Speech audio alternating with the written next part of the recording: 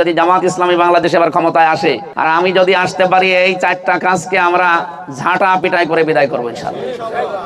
কুষ্টিয়াতে সবচাইতে বড় দুর্নাম চারটা জিনিস নিয়ে। একটা হচ্ছে দখলবাজি করে ফেলে।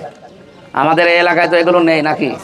আছে। এগুলো আমরা সারা বাংলাদেশ ঘুরি, তো সারা দেশে এই বদনামটা আমাদের কুষ্টিয়া জেলার জন্য যে আমরা দখল করি নেই। 2 নম্বরে আমরা চাঁদাবাজিতেও এগিয়ে আছি। বড় বড় শহরগুলোর তুলনায় বিশেষ করে নারায়ণগঞ্জের পরেই কুষ্টিয়ার অবস্থান এখন চাঁদাবাজিতে।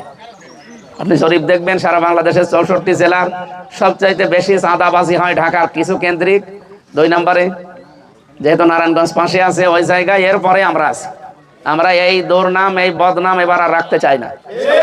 3 নম্বরে এখানে সন্ত্রাসী কাজ কারবার বেশি হয়, কারণ বড় বড় সন্ত্রাসী তৈরি হয়েছে এখান থেকে, আমি নামগুলো নিলাম না। 4 নম্বরে এখানে দুর্নীতিটাও খুব বেশি হচ্ছে। আমরা আহ্বান জানিয়েছি ওই দিন, যদি জামাত ইসলামী বাংলাদেশে এবার ক্ষমতায় আসে আর আমি যদি আসতে পারি, এই চারটা কাজকে আমরা ঝাঁটা পিটাই করে বিদায় করবো ইনশাআল্লাহ।